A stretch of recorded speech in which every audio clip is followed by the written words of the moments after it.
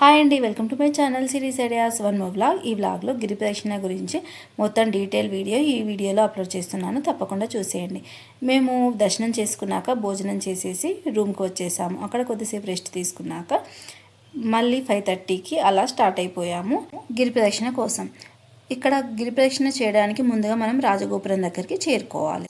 ఇలా రాజగోపురం నుంచి మొదలుపెట్టి మళ్ళీ రాజగోపురం ఎప్పుడైతే మనం క్లాక్ వైజ్ డైరెక్షన్లో చేరుకుంటామో అప్పుడే మనం గిరి ప్రదక్షిణ అనేది పూర్తయినట్టు. ఇక్కడ చూసాగా వేటు గిరి ప్రదక్షిణ అని ఉంది, అక్కడ నుంచి మేము స్టార్ట్ అయిపోయాము. మాకు దాదాపు 6 hours అనేది పట్టింది. మేము మళ్ళీ గిరి ప్రదక్షిణ చేరుకోవడానికి ఎంత టైం పట్టింది అనేది లాస్ట్కి అప్లోడ్ చేస్తాను.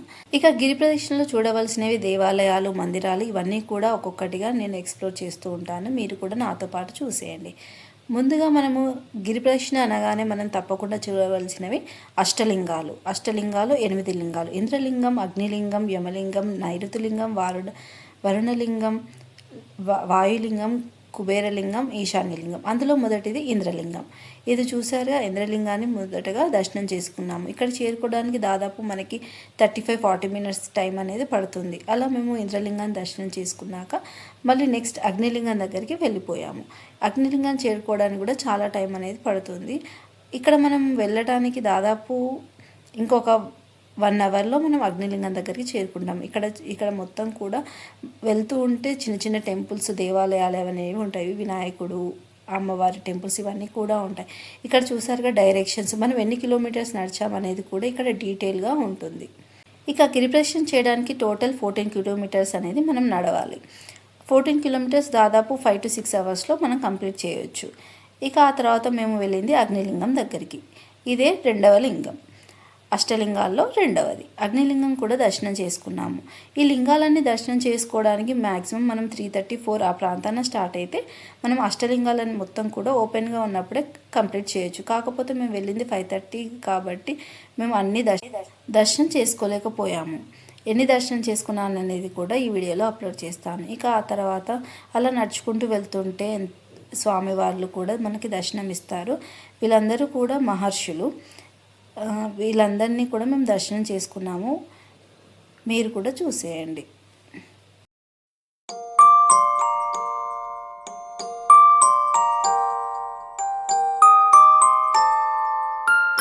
ఇక అలా అన్ని టెంపుల్స్ని దర్శనం చేసుకుంటూ నడుచుకుంటూ వెళ్తుంటే శ్రీ రమణ మహర్షి ఆశ్రమం అనేది వస్తుంది. ఇక్కడ కూడా రమణ మహర్షి ఆశ్రమం లోపల నుంచి మనకి మెట్లు అనేవి ఉంటాయి. అక్కడ కేవ్స్ అనేవి ఉంటాయి, స్కందాశ్రమం ఇవన్నీ కూడా. అది నేను నెక్స్ట్ వీడియోలో అప్లోడ్ చేస్తాను. ఇలా రమణ మహర్షి ఆశ్రమం లోపలికి వెళ్ళిపోయాక అక్కడ కొద్దిసేపు మెడిటేషన్ చేశాము. అక్కడ చాలా అద్భుతంగా అనిపించింది. మనం మెడిటేషన్ చేసుకోవడం ఒక మంచి ప్లేస్ కూడా. ఇక అక్కడ మేము కొద్దిసేపు మెడిటేషన్ చేసుకున్నాక స్వామివారిని దర్శించుకున్నాక మళ్ళీ మేము తిరిగి ప్రయాణం అయిపోయాము. ఇక అక్కడ నుంచి ఆ తర్వాత ఇంకొక టెంపుల్ దగ్గరికి వచ్చేసాము. ఈ టెంపుల్ వచ్చేసి కృష్ణుని టెంపుల్, వెంకటేశ్వర స్వామి టెంపుల్ ఇవన్నీ కూడా ఇక్కడ ఉన్నాయి. ఇక్కడ కూడా మేము స్వామివార్లని, అమ్మవార్లని అందరినీ దర్శించుకున్నాము. ఇక అక్కడ నుంచి మళ్ళీ మేము స్టార్ట్ అయిపోయాము నడుచుకుంటూ. ఆ తర్వాత మేము చేరుకున్నది యమలింగం దగ్గరకు. యమలింగం చేరుకోవడానికి దాదాపు ఒక 1 hour అనేది పడుతుంది. ఈజీగా కొంచెం లాంగ్ డిస్టెన్స్ అనేది ఉంటుంది. ఆ తర్వాత యమలింగం దర్శనం చేసుకున్నాక మనకి ఇక్కడ మనం ఎన్ని కిలోమీటర్స్ నడిచామనేది కూడా ఇక్కడ డీటెయిల్గా ఉంటుంది. ఇక అక్కడ నుంచి మేము అమ్మవార్లని దర్శనం చేసుకుంటూ ముందుకు సాగుతున్నాము. ఆ తర్వాత మేము నెక్స్ట్ చూడవలసింది నైరుతిలింగం. ఇక ఆ తర్వాత నైరుతిలింగం కూడా దర్శనం చేసుకున్నాము. నైరుతిలింగం చేరుకోవడానికి మ్యాక్సిమం మనకి 7:30 అనేది అవుతుంది. ఇక 8:30 అయింది అంటే మనకి టెంపుల్స్ అనేవి అన్నీ కూడా క్లోజ్ చేసి ఉంటాయి. కాబట్టి మేము ఇక్కడ చాలా ఫాస్ట్గా అనేది నడుచుకుంటూ వెళ్తున్నాము. అలా మేము నైరుతిలింగాన్ని కూడా దర్శనం చేసుకున్నాక నెక్స్ట్ వరుణలింగం దగ్గరికి వెళ్ళిపోవాలి. ఇక ఇక్కడ మేము దర్శనం చేసుకున్నాక బయటకు వచ్చేసాము. మనం వెళ్తూ ఉంటే బాబా టెంపుల్స్ ఇవి కూడా కనబడుతూ ఉంటాయి. వీటన్నింటినీ కూడా దర్శనం చేసుకుంటూ ముందుకు వెళ్ళిపోయాము. ఇక ఆ తర్వాత మేము దర్శనం చేసుకుంది సూర్యలింగం. ఇక్కడ సూర్యలింగం అనేది కూడా ఉంటుంది. ఇలా చిన్న చిన్న లింగాలు అనేవి సపరేట్గా ఉంటాయి. వాటన్నింటినీ కూడా దర్శనం చేసుకున్నాము. నెక్స్ట్ ఇలా వెళ్తూ ఉంటే మధ్యలో మేము చిన్న బ్రేక్ అనేది తీసుకున్నాము, టీ బ్రేక్. ఇక్కడ షాప్స్ అనేవి ఎప్పటికీ 24 hours ఓపెన్ చేసే ఉంటాయి. అలాగే మనకి ఒకవేళ పాదాలు అనేవి నొప్పి ఉంటే వాటికి మసాజ్ సెంటర్స్ కూడా ఇక్కడ అవైలబుల్గా ఉన్నాయి. నెక్స్ట్ మేము వెళ్ళింది వాయులింగం. ఇక్కడ వాయులింగంకి చేరుకోవడానికి దాదాపు మనకి 8:30 అవుతుంది. అప్పటికే మనకి టెంపుల్స్ అనేవి అన్నీ కూడా క్లోజ్ చేస్తూ ఉంటారు. నెక్స్ట్ ఇక మేము వెళ్ళింది వాయులింగం దగ్గరికి. ఇక్కడ వాయులింగాన్ని కూడా దర్శనం చేసుకున్నాము. ఇక్కడ మేము 8:30 లోపు 5:30 టు 8:30 లోపు మ్యాక్సిమం 5 లింగాలని మేము దర్శనం చేసుకున్నాము. ఇంద్రలింగం, అగ్నిలింగం, యమలింగం, నైరుతిలింగం, వరుణలింగం వీటన్నింటినీ కూడా ఓపెన్ ఉండగానే దర్శనం చేసుకున్నాము. నెక్స్ట్ వాయులింగం కూడా దర్శనం చేసుకున్నాక ఇక్కడ నుంచి మేము ముందుకు వెళ్తున్నాము. నెక్స్ట్ కుబేరలింగం దగ్గరికి. ఇక మనము కుబేరలింగం, ఈశాన్యలింగం ఇవి 2 దర్శనం చేసుకున్నాము అంటే మనకి గిరి ప్రదక్షిణ అనేది కంప్లీట్ అవుతుంది. ఇలా మనం నడుచుకుంటూ వెళ్తూ ఉంటే ఎంతమంది మనకి సూర్యలింగం కనబడ్డది కదా, ఇది వచ్చేసి చంద్రలింగం. మనం వెళ్తూ ఉంటే ఇలా లింగాలు అనేవి కనబడుతూ ఉంటాయి. వాటన్నింటిని కూడా దర్శనం చేసుకుంటూ ముందుకు వెళ్ళాలి. ఇలా సూర్యలింగం దర్శనం చేసుకున్నాక నెక్స్ట్ చంద్రలింగాన్ని కూడా మేము దర్శనం చేసుకున్నాము. ఇలా వెళ్తూ ఉంటే మనకి నెక్స్ట్ వచ్చేసి కుబేరలింగాన్ని కూడా మనం దర్శనం చేసుకున్నాము.